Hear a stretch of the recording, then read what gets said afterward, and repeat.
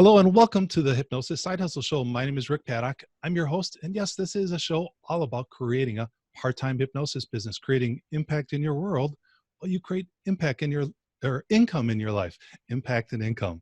And so I'm super excited, thankful, grateful today to have Kelli von Heydekampf. Yes. Heydekampf? Yes. Yes. Heydekampf. Yep. I believe Kelli is a professional hypnotist. She's not too far from me. I'm in Milwaukee, Wisconsin, the Midwest of the U.S. And Kelli, you're up in the Twin Cities in Minnesota, right?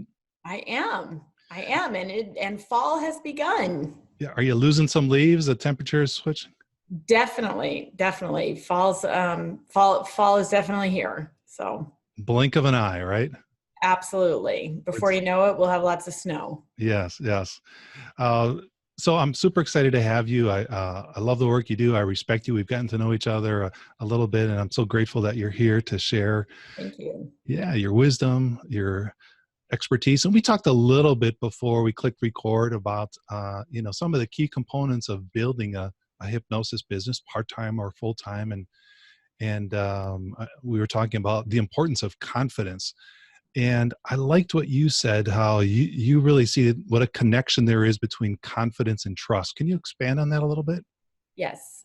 Well, without trust, I think trust is really the foundational block that people need to feel with us, that they trust that we know what we will do, what we say we can do, trust that they will be handled with respect and integrity, trust that we have the confidence to figure things out.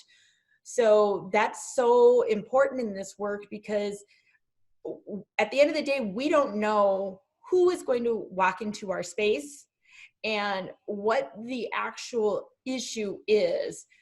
Take weight loss. Weight loss is classic. Everybody calls up and says, I want to lose 50 pounds, but then it ends up always being something different besides weight. So understanding that we have to have that confidence and trust also in ourselves. Trust that we are going to know what to say at the right time. We don't have to know what to say before the right time, but we have to trust that we're going to know what to say and what to do at the right and perfect time. And so trust and confidence really goes hand in hand. And I don't think you can have a successful business without both of those components. Yeah, on the podcast, we'll talk, or on the show here, we'll talk at times about how on the sales and marketing aspect, or getting clients to say, I'll take a chance on you. They really often, you've heard the phrase, they need to know, like, and trust you. And that trust is so important. I love what you said, though. It's about trusting yourself. So, Yes. and they go together. So any suggestions about how to develop that trust in yourself, that confidence in yourself, maybe any memories of how you built that up? So one of the things that I did parallel, because I have to start off by saying that when I was doing my certification, I never had the intention of actually starting my own practice. Okay. So that was never the intention. I did it strictly out of personal interest. So when I did decide to start my own practice, one of the things that I did parallel to that was join an improv group.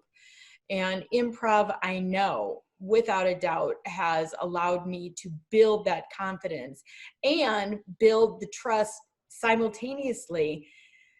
And improv and hypnosis are very, very similar. So when we're with our clients, we spend a lot of time about creating states, teaching people how to create states, how to get out of stuck states and create more beneficial states.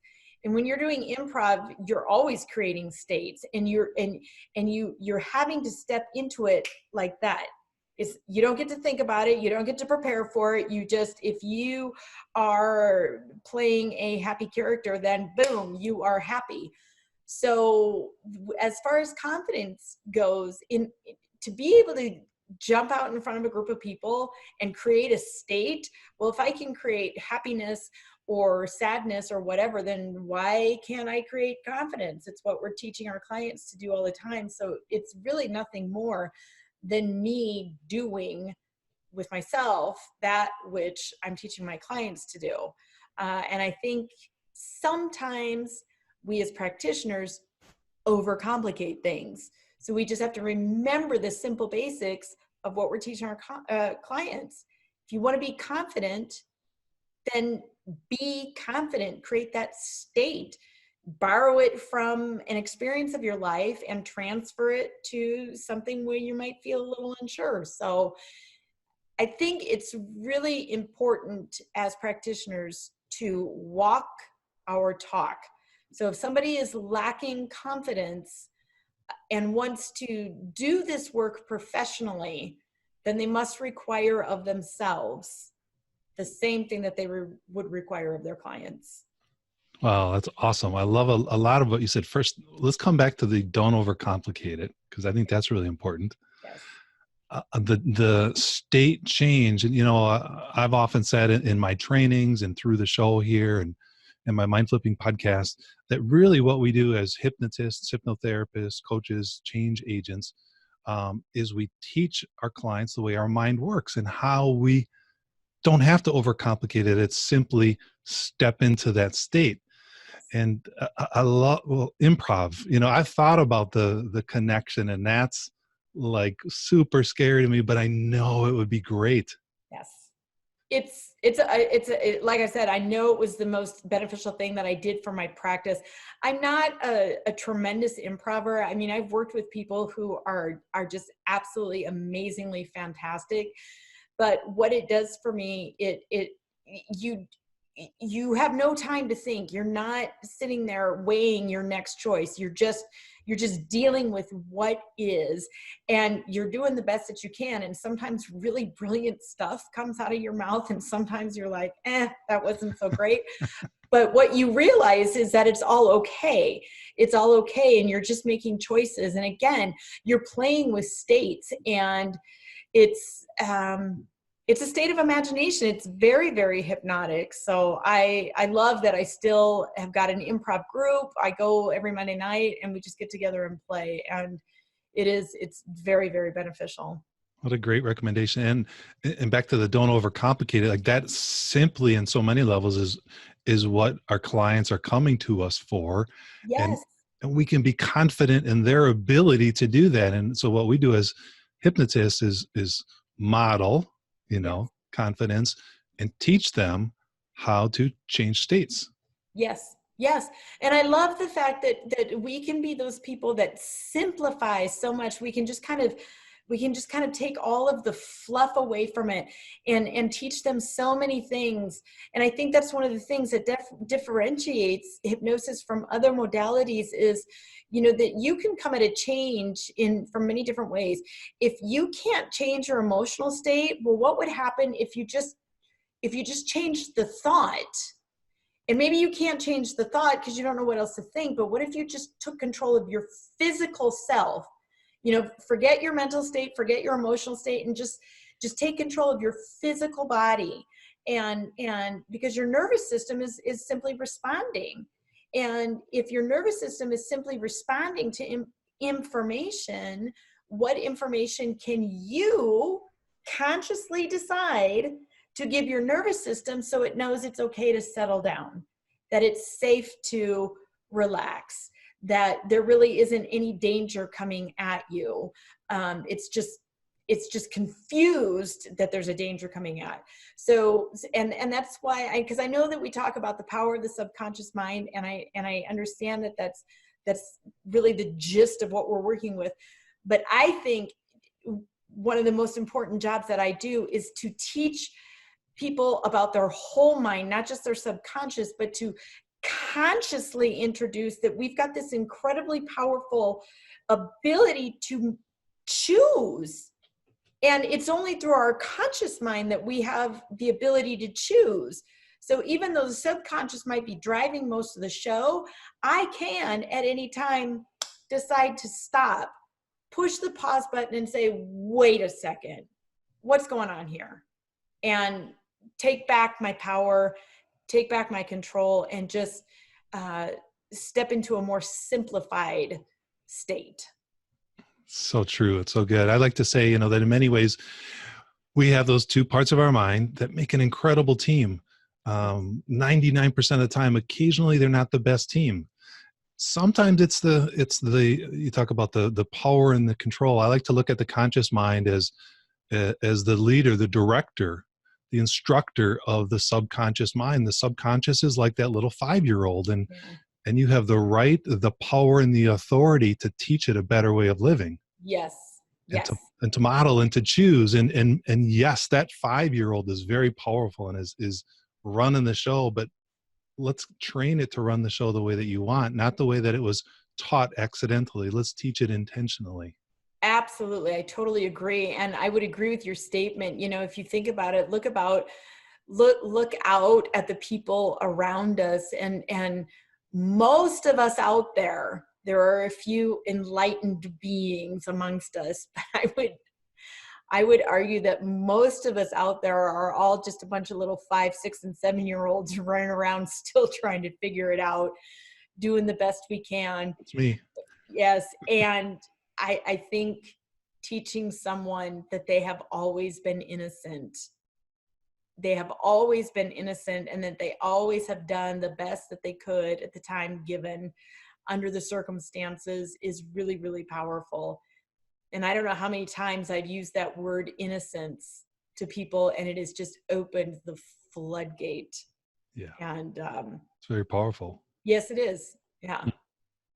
I like that. And I like your emphasis on the simplicity of it. I'll, whether it's, this is simply about changing states. I often, when my clients come in and say, this is simply about learning, or using that same analogy, teaching that 5-year-old subconscious a better way, that 99, if not, 999 out of 1,000 of things that clients come to me for are simply learned thoughts, feelings, behaviors. Yeah. They weren't born with them. So if you've learned this, you can learn a better way. Let's intentionally learn a better way, a way that's now aligned with your current goals, desires, and intentions. Yes, absolutely. Absolutely. And people can immediately get on board with that because they've been trying to do it and have run into all these roadblocks. And I always tell people, you know what? If you didn't fundamentally believe that there was a different way of being, that there was a better way of being, that there was a more beneficial way of being, if you didn't truly at your core believe that that was a possibility for you, you would have never picked up the phone, you would have never called me, you would have never made an appointment, you would have never paid my fee. Yep. But something inside of us pushes us forward and says, yes, there is absolutely a different option. You may not have found it yet. And I tell people, if you haven't found it, then it's not because you're doing anything wrong. It's just that you haven't gotten that one little piece of information. It's just one piece of information. And when that one little piece of information lands, boom, change has happened. It doesn't take years. It's not long. It's not hard. It's not arduous. That information, that one piece of information lands, and then your mind can never go back to thinking the way it did before, because now you've just gotten a key to unlock a whole new way of thinking that makes sense to you finally. I love that. I love that, Kelly. Yeah, just that little thing. And us in the change field, the hypnotherapy, the hypnosis field, we see often, not always, sometimes change is slow, but often quick. But when the change happens, it's that flip, that key, that aha. And I had I was chatting with somebody on my other podcast, the mind flipping podcast, about, she said, our mind is in many ways, the bridge between, what's happening now and what we want. And it's like, we talked about the drawbridge and the little guy and that controls it. Well, we've got it up here. And when we get that one little thing, boom, the drawbridge comes Yeah. down. We're right where we want to be. Yeah. And I'm glad you brought something up about, quick. And I know that there's a lot of emphasis on quick change modalities and things like that. So when I say that I think change can be very quick and it can be actually very easy, sometimes it takes a number of sessions for us to help the person to get to that piece of information. So I'm not saying that everybody needs to figure it out in 15 minutes and boom, you're out the door. And if you There's don't, you're a failure. Yes, yes. There is still a process that needs to happen. And our job is, so when I talk about information, first of all, our job is to really be honed into what our clients are telling us, because they're giving us the information, and we need to be in tune with that information so we can identify it when it arrives and then be able to use it. So for example, I am working with a woman right now for neuropathy, and she's elderly, and we set up 3 sessions. So I just finished my second session with her, and we got her pain down from a 10 to a 2 in that session. That's awesome. Which is awesome. Now, I have no way of knowing if it's going to stay at a 2, if it's going to Sure. go back over, none of that. Yep. But on the way out, when we were talking, she was telling me, she said, when she was raising her family and when she had a job and she was involved in her community, the pain didn't matter because she had something to look forward to. She had a goal. And this is on the way out of my office that she's telling me this. And she doesn't feel like she has a goal. She's at a point in her life where she doesn't feel like she has a goal anymore. Yeah. So that tells me for our next session, we have to give her a goal. We have to define her purpose, because her life is not over. She has a lot more living to do. But if she needs to feel like she has a goal and a purpose in order to kind of put this pain on the side burner, then that's what we need to give her. So that's where we really have to be in tune and really listening to what our clients are telling us, because she didn't write that in her paperwork. Yep. Came up in session. So on the way out of the session. Exactly. Yeah. Again, trusting that we're going to find the right information to move people forward. We're going to know what to do with it. We're going to have the confidence, even if we don't have a plan, that we're going to make a choice, and that choice is going to be a beneficial choice, and to really use that and harness that energy and move forward with it. So cool. Thank you for sharing that story. That's very powerful. Yes. And back to it's not always quick. I like to say, I've heard, and I've probably shared on the show here, that our subconscious, that 5-year-old who's doing the best they can with what they have, trying to keep us safe and comfortable, trying to keep us alive, learns from our environment, from seeing things, from hearing things, 3 primary ways: through trauma, authority figure, or repetition. And so we don't want trauma. And the older we get, it's hard to find an authority figure, but we can always rely on repetition. Yes. And that's why, we're taking that 5-year-old, putting our arm around him or her and saying, if it's not happening quick enough, remember what we learned. In the case of this one, our focus, our purpose now is this. That's your focus. That's your purpose. Oh, yeah. And so we're retraining that subconscious, not on the discomfort of the neuropathy, but on purpose and finding the passion like you did, and copying and pasting and all that fun stuff. Yeah. And you bring up a good point as far as the repetition and things like that go, because, and I don't know if you found this, but I find when clients call me up and are in that first conversation, there's 2 questions that everybody wants to know the answer to. Can I be hypnotized? And does hypnosis work? And my standard answer for does hypnosis work is yes. Hypnosis works when you work the hypnosis. So everybody leaves my office feeling really good, feeling really relaxed, feeling really powerful, feeling really empowered, feeling different. And life happens.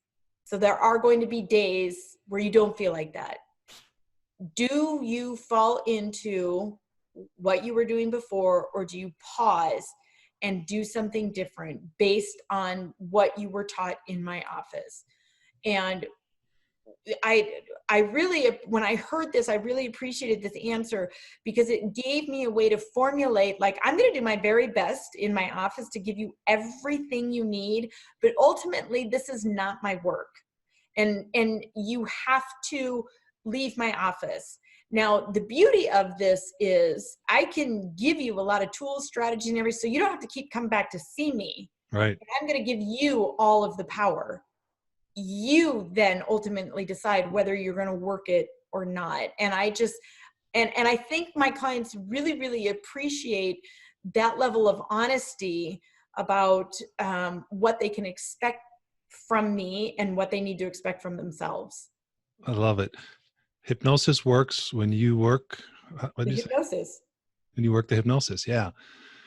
So true. You know, I tell my clients the work we do in our session is like subconscious learning turbocharge. It's an accelerant, the hypnosis we do, but it's on you to continue that between our work. You know, that's where the repetition comes in. So I'm going to give you the tools. We're going to give it, you know, on an accelerated, magnified, amplified, turbocharged level, but that's not where it ends. Yeah. That hypnosis works when you work the hypnosis. Yeah. Yeah. In my induction, I always say there are no limitations to how deep you go, to how relaxed you become, and to how much you can learn during this time. There are no limitations. And it's all true. It is. Oh, it's so good. So Yeah. powerful. Wow. Well, we could talk forever, but I want to respect your time and our viewers' time. So, Kelli von Heydekampf, Yep. thank you so much for so many cool things, words of wisdom, inspiration. I appreciate it so much. Thank you, Rick.